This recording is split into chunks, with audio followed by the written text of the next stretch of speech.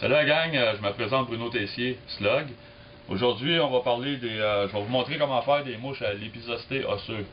Suite à plusieurs courriels et demandes spéciales de votre part, je vais vous montrer comment faire ça. C'est assez simple. On fait ça avec de la laine que nos grands-mères utilisent ou nos matantes, peu importe, pour faire des pantoufles là, en Fentex. Que ce soit de la laine en Fentex, de la vraie laine. Moi, j'achète ça en petit ballot au lieu d'acheter ça en grosses boules.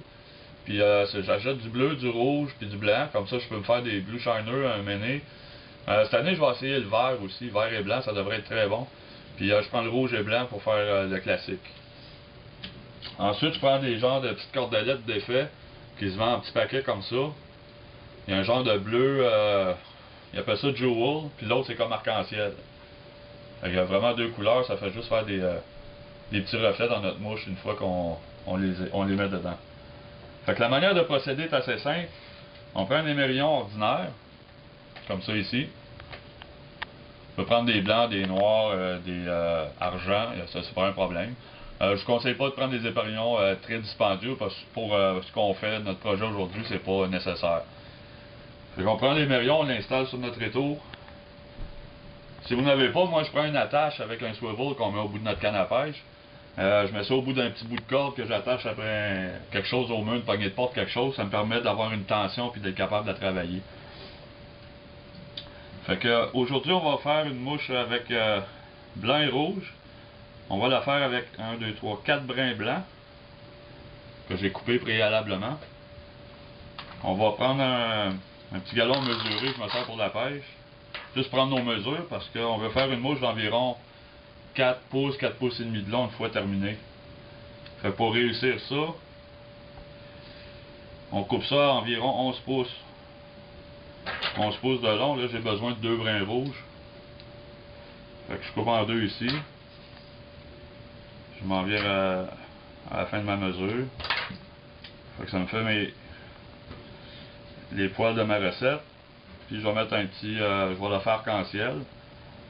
Fait que je prends à peu près 11 pouces de tencel, de ruban à effet, comme qu'ils appellent dans le magasin. Ça, j'achète ça dans les boutiques comme l'Oiseau Bleu, les boutiques d'artisanat maison.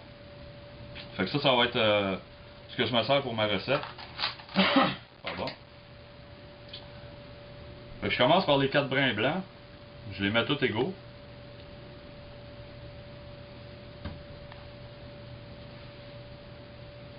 Ensuite, je vais prendre les 2 brins rouges.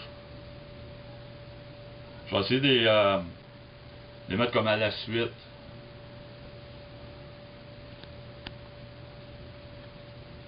Et je vais venir rajouter le petit tencel d'argent. Puis on va le mettre à l'opposé, comme si c'était le dessus du poisson. Là, il me reste à tout insérer ça dans l'émerillon. Moi, je le twiste un petit peu. Comme ça serait du fil, c'est plus facile.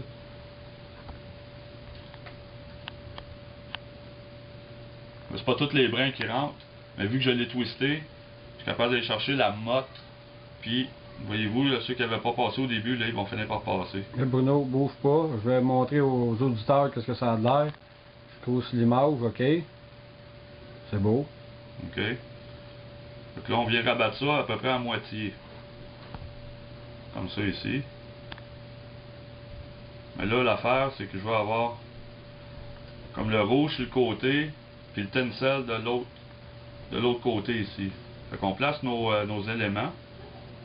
Comme ça. On s'en vient moitié-moitié.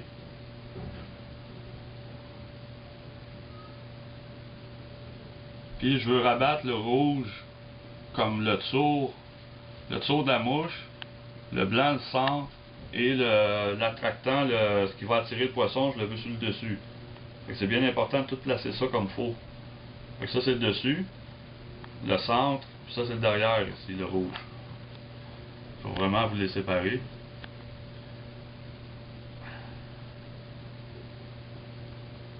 Puis la laine, plus qu'on va travailler avec, plus qu'elle va comme s'effriter puis devenir adéquate pour travailler. Fait que voyez-vous, j'ai bien séparé mes éléments.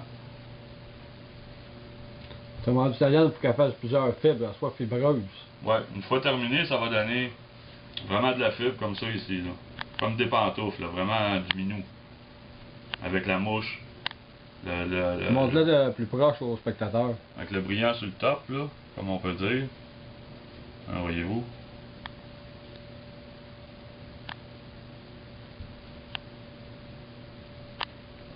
Ça va donner le résultat terminé une fois terminé. C'est que ça, autrement dit, ça va agripper toutes les petites dents de l'épisosté osseux, là. Ben c'est ça, lui quand il va mordre, il va. Je vais en parler dans quelques instants, Charles. Je viens de terminer ce sujet-là avant. Ça va être plus facile pour moi de vous en parler après. Moi, ce que je fais, je réutilisé, comme vous pouvez voir, du vieux Fireline 4 livres. Ouais, 4 livres test. Je réutilisais ça, c'était un fond de bobine que j'ai sorti. Je me sers de ça pour attacher, pour faire des menus travaux dans le domaine de la pêche. Fait que je recycle. Puis de cette façon-là, ça lui donne une deuxième vie avant de vraiment mourir. Fait que c'est pas trop compliqué. On pogne ça comme faut. Là, je prends mon fil en deux. Je vais l'attacher assez proche, mais pas trop, tu sais. C'est pas vraiment important, là. Puis je vais tout simplement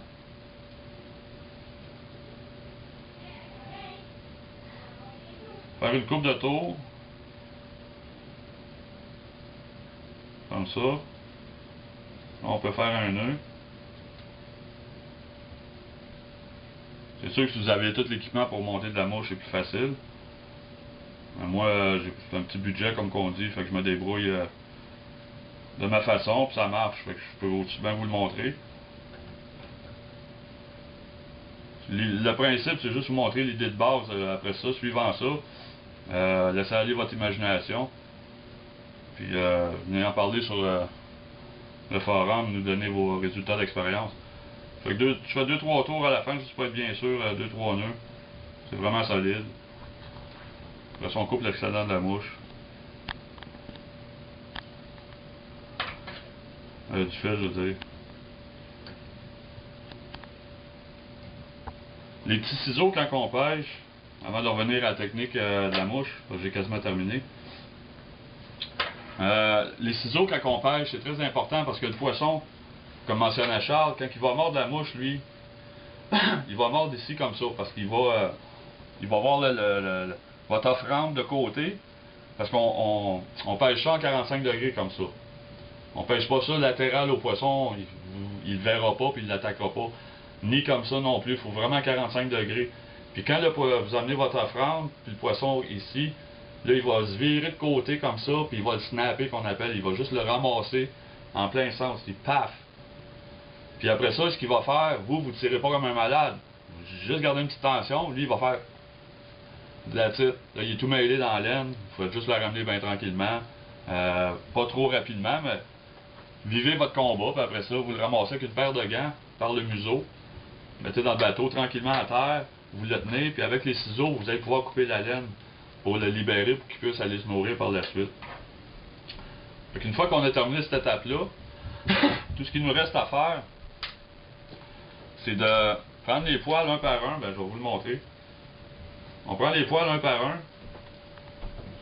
Soit vous prenez votre ciseau pour vous aider, faites juste détwister la laine pour ouvrir les brins, comme ça ici. Puis après ça, en mettant de la tension, c'est pour ça que c'est important d'avoir de la tension. Faites juste, regardez, ça va détwister. Avec la tension, faites juste le détwister comme ça. Fait que vous les faites brin par brin. C'est ça de l'artisanat. Vous les faites brin par brin comme ça. Quand vous avez terminé, ça va vous donner ce résultat-là. Avec tous les cheveux ici, comme ça ici. Si vous trouvez celle-là, c'est parce qu'elle est allée à l'eau. Je me suis fait manger un bout. Fait que quand vous trouvez, durant votre pêche, que le tinsel est trop long, ben vous vous gênez pas. Puis vous en coupez un bout. Je peux faire ça dans le bateau pendant qu'on pêche. Puis là, la mouche est redevenue, voyez-vous, pas mal plus potable pour travailler. Puis aller à la pêche. Fait que gênez-vous pas, ça c'est une mouche française que j'avais fait pour Cyril lors de notre émission. Mais ça n'a pas donné qu'on pêchait l'épisosté. Sinon, je fais des mouches, comme vous pouvez voir, les belles rouges et blanches. Fonctionnent très bien. Puis aussi les bleus, j'en avais plusieurs, mais c'est la dernière qui me reste. Puis comme vous pouvez voir, ils me Ils l'ont massacré bien comme faut. Fait que c'était à peu près ça, c'est pas plus compliqué que ça, c'était ma chronique sur comment faire des mouches pour l'épisosité osseux. Si vous avez des questions, gênez-vous pas, venez nous, soit moi, Bruno Tessier ou Charles Giguère, venez nous poser des questions sur le blog Le Pêcheur Urbain. Merci, à la prochaine.